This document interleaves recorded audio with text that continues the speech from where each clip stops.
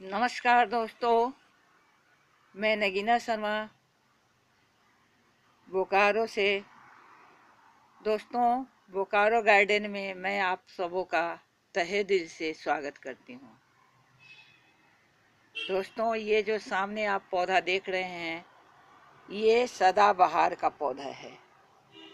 सदाबहार यानी हमेशा 12 महीने फूल देने वाला। इसको कहीं कहीं पर सदा पुष्पी, सदा फूल, 12 मासी कहते हैं। तेलुगु में इसको नित्य कल्याणी मतलब रोज हमारा कल्याण करने वाला पौधा बोला जाता है। दोस्तों, इसमें 12 महीने फूल होती है, तो हमें जब फ्लावर की आवश्यकता हो तो इसमें ये काफ़ी फायदेमंद होता है। तो यहाँ आप देख रहे होंगे कि एक पौधा मैंने यहाँ रखी है और दूसरी पौधे मैंने ये ला के रखी है। ये दोस्तों, इसको मैंने कल नर्सरी से लाया है। अब आप सोच रहे होंगे कि एक पौधा जब मेरे पास था ही तो मैं इसको क्यों खरीद कर लाई। तो दोस्तों, ये पौधा जो है मेरे पास जो था, इसमें पिंक कलर के फूल आते हैं। पिंक कलर के फूल आते हैं। और ये पौधा जो मैंने खरीद के लाया है, उसमें व्हाइट कलर के फूल आते हैं। एक फूल खिले हुए हैं, व्हाइट कलर के फूल आते हैं।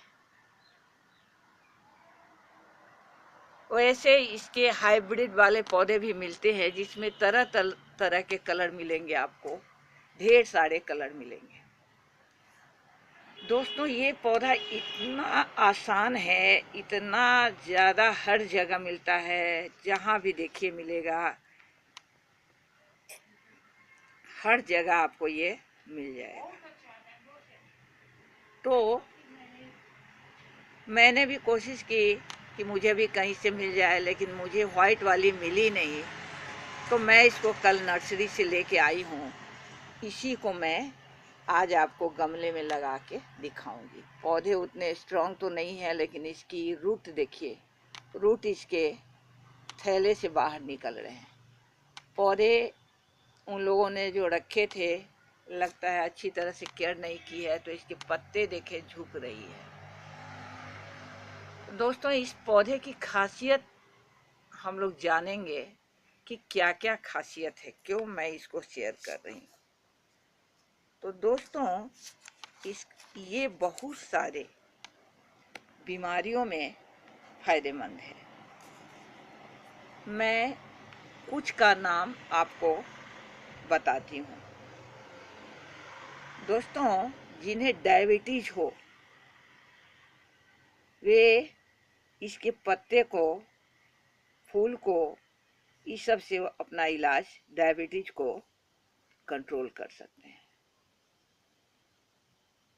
जिनको बवासीर हो, वे भी इसके फूल और पत्ते को पीस कर पेस्ट बनाकर इसका इस्तेमाल करें तो बवासीर समाप्त हो जाता है। अगर कहीं किसी को घाव हो, कट जाए, ब्लीडिंग हो रहा हो, तो वहाँ पर इसको, अगर इसके रस को लगा दीजिए तो घाव को ठीक करता है, ब्लीडिंग को भी रोकता है। दोस्तों, अगर बहुत पुराना घाव हो जो ठीक न हो रहा हो, तो आप इसके पत्ते को पानी में उबालिए, और जब आधा पानी रह जाए, तब आप उससे घाव की सिकाई करें। आपके पुराने से पुराने घाव ठीक हो जाएंगे। अगर आपके पास ताज़े पत्ते नहीं हो, जैसे मैंने पौधे लगाए हैं, इस तरह का आप नहीं लगा पाए हैं, तो आप इसके सूखे पत्ते को भी पानी में खौलाकर उपयोग कर सकते हैं। इसकी ताज़ी ताज़ी पत्ती को अनरिफाइंड तेल में खौलाकर और उससे जो तेल बचता है छान ले, और तेल जो बचता है उसको अगर आप बना ले तो वो आपको ऑइंटमेंट का काम करेगा आपके घाव को ठीक करने में। दोस्तों, ये पौधा कम तासीर वाला पौधा है, इसलिए इसमें किन्हीं को ब्लड प्रेशर हो तो भी वो इस्तेमाल इसका कर सकते हैं।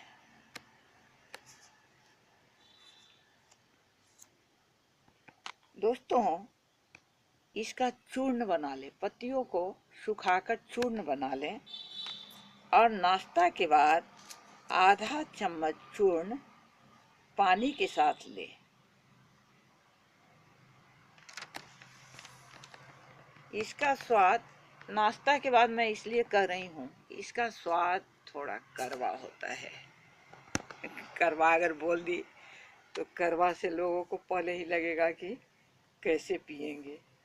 तो दोस्तों, इसका स्वाद थोड़ा कड़वा होता है, इसलिए खाली पेट अगर लेने के बाद वोमिटिंग होने की संभावना रहेगी, इसलिए इसको कुछ नाश्ता ले करके तब करें। अगर किसी के स्किन पर पिंपल्स हो या चिकत्ते हो रहे हों, खुजली हो रही हो, रेशेज हो, तो इसके पत्ते को पीसकर उसके रस को लगाएं तो आपके पिंपल्स और आपके स्किन पर होने वाले लाल लाल चिकते होते हैं वो सब दूर हो जाएंगे। दोस्तों, इसके पत्ते को तोड़ने पर एक दूध निकलता है। पत्ते को तोड़ के मैं दिखाती हूँ। पत्ते को तोड़ने पर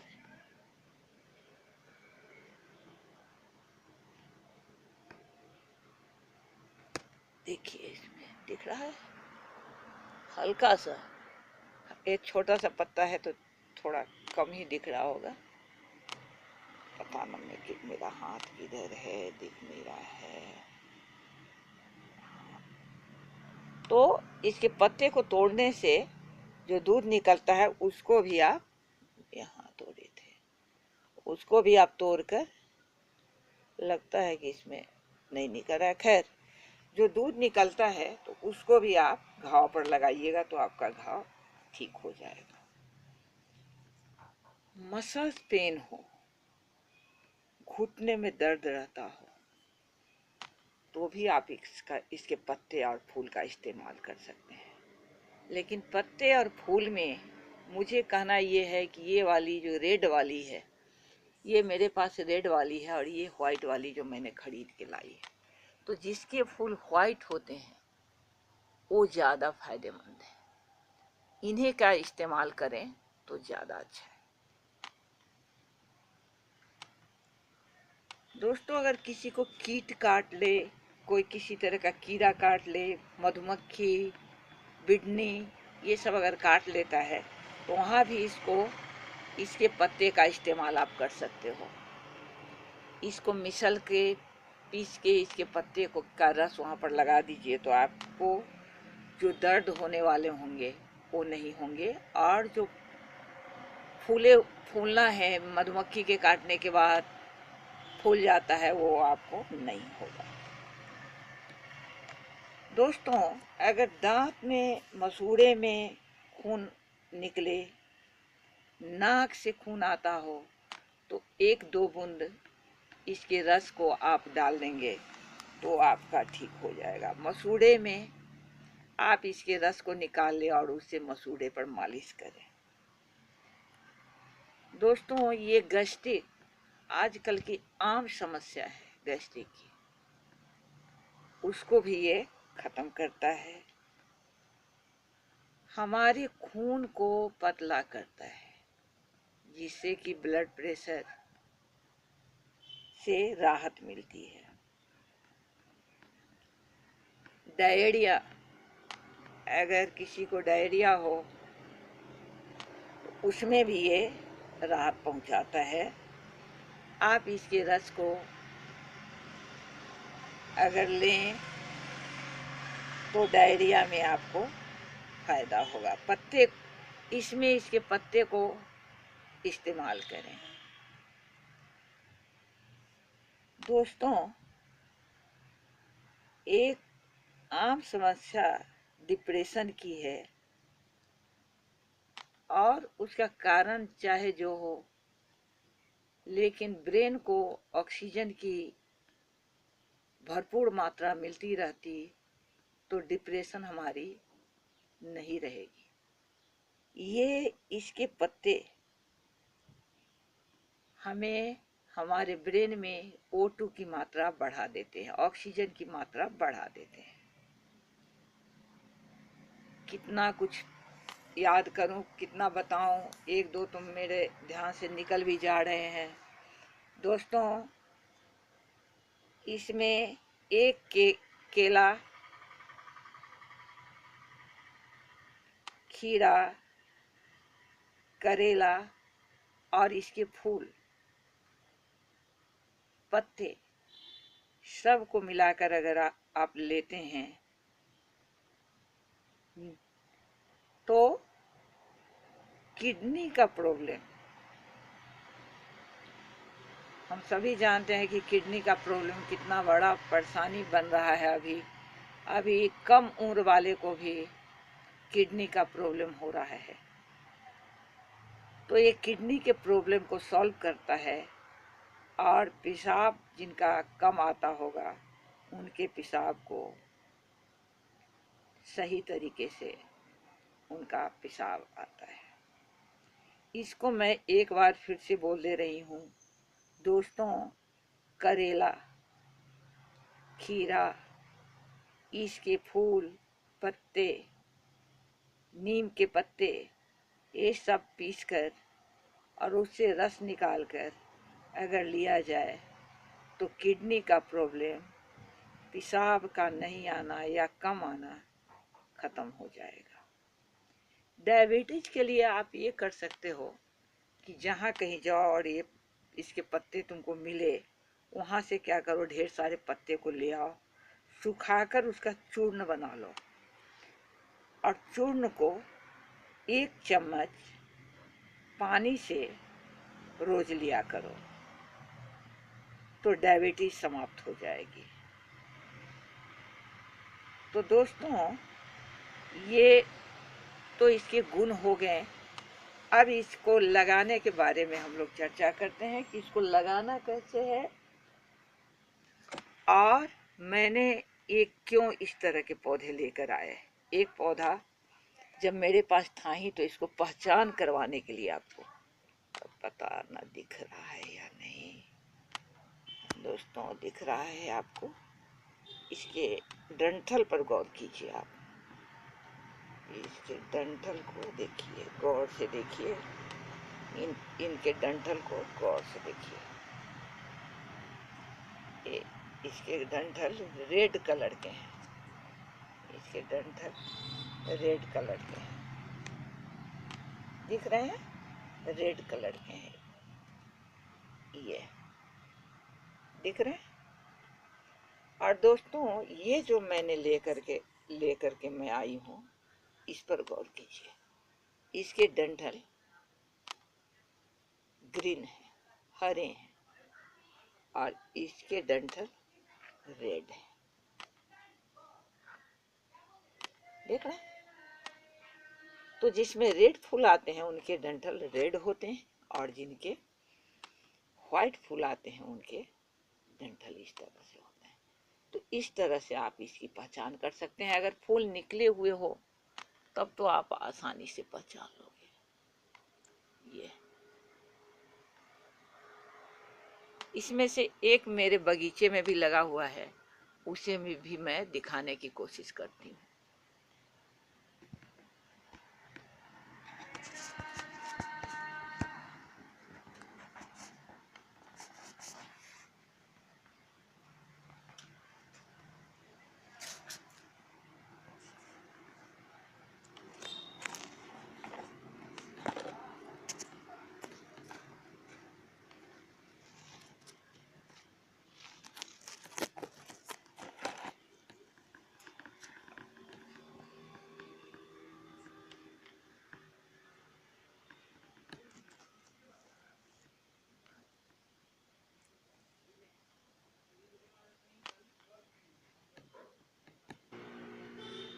ये दिखाई दे रही है, ये पिंक कलर की, ये मेरी बगीचे में लगी हुई है।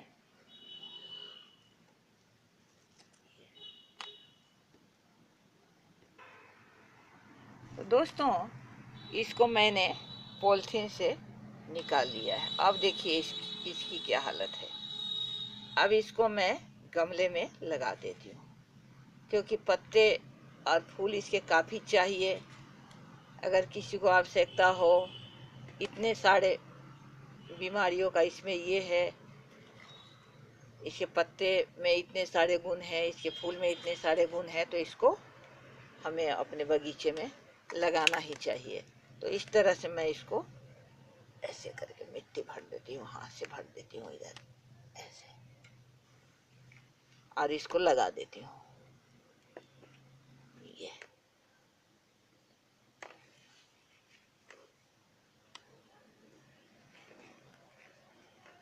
ऐसे मेरे पास नन्हे नन्हे निकले हुए थे। जब बगीचा ही है और ये इतना आसानी से निकलने वाला पौधा है, तो ये निकल ही जाता है। तो मेरे बगीचे में वाइट वाले भी निकले हुए थे, लेकिन वो इतने बड़े नहीं थे, फूल नहीं दे रहे थे। तो मैंने सोचा कि अगर उसको आपको दिखाऊंगी तो आप उसको समझ पाएंगे या न पाएंगे, इसलिए फूल वाले एक मैंने नर्सरी से कल ला करके आप लोगों के लिए यहाँ लगाई है, ताकि आपको अच्छी तरह से समझ आ जाए। दोस्तों, कोई भी चीज़ अच्छी तरह से समझ आना बहुत ज़रूरी है, क्योंकि आधा अगर समझ गए और आधा नहीं समझें तो वो बहुत खतरे की बात हो जाती है। समझ लो। इसीलिए मैंने इसको एक पौधे को और ले करके यहाँ आया, और ऐसे लगाने के बाद अब एक इधर मैं करके एक ये रखी हूँ, उसको ले लेती हूँ, और इससे इसके किनारे किनारे ऐसे ऐसे करके थोड़ी मिट्टी को अंदर कर दें। अब ऐसे तो पानी डालेंगे तो फिर अंदर हो ही जाएगी, लेकिन थोड़ी सी जो एयर होगी इसकी वो निकल जाएगी। तो इस तरह से इसको ऐसे करते हैं। मिट्टी दोस्तों वही है जो मैं बार बार कहती हूँ कि मैं 50% बालू और 50% इसका इस्तेमाल करती हूँ। खेत की मिट्टी, इसके लिए कोई ख़ास मिट्टी की आवश्यकता नहीं है। ये जैसी भी मिट्टी में डालोगे हो ही जाएगी।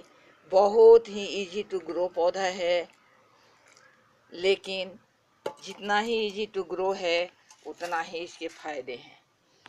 तो इसको अगर आप फूल पौधे के शौकीन हो तो एक जरूर लगाओ अपने घर में। एक कम से कम, अभी जो पानी इसको ले लेगा, फिर अभी मैं पानी डालूंगी, क्योंकि पहली बार जब पानी डालना है तो ज़्यादा पानी डालना है, लेकिन पौधे गिर न जाएं अभी, इसलिए मैं थोड़ा इधर से ही डालती हूँ। ये धीरे धीरे करके सारे बुलबुले देख रहे होंगे, आपके बुलबुले आ रहे हैं। बुलबुले पहचान है कि आपके जो एयर पॉकेट्स हैं, जो एयर हैं, वो बाहर निकल रहे हैं। दोस्तों, मेरे बगीचे में जो 2 पौधे निकले हुए थे उसे भी मैं दिखला देती हूँ आपको।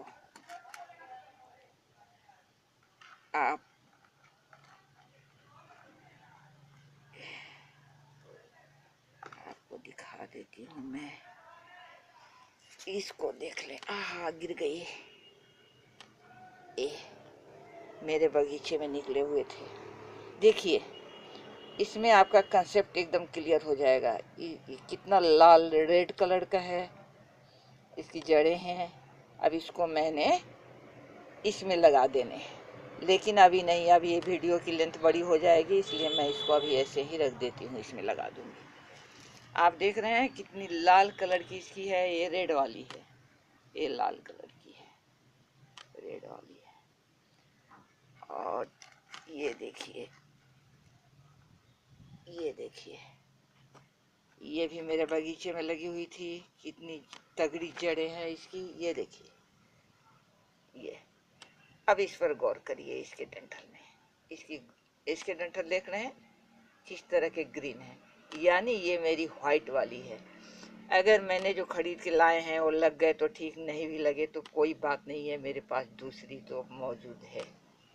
तो इस तरह से आप इसको पहचान कर लोगे कि कौन सी व्हाइट वाली है और कौन सी रेड वाली। इसको मैं इसमें लगा दूंगी। अभी इसको मैं आप लोगों के पास नहीं लगाऊंगी क्योंकि आपके समय बहुत लग जाएंगे, इसको मैं बाद में लगा लूंगी।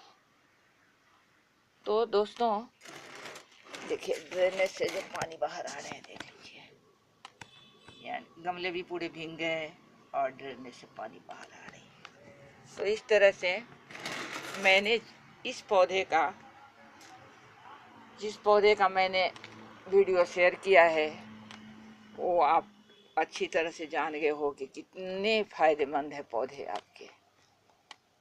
तो इस तरह से मैंने इसको, मैं बाद में लगा लूँगी। चलो एक बार से फिर से अपना कंसेप्ट क्लियर कर लो।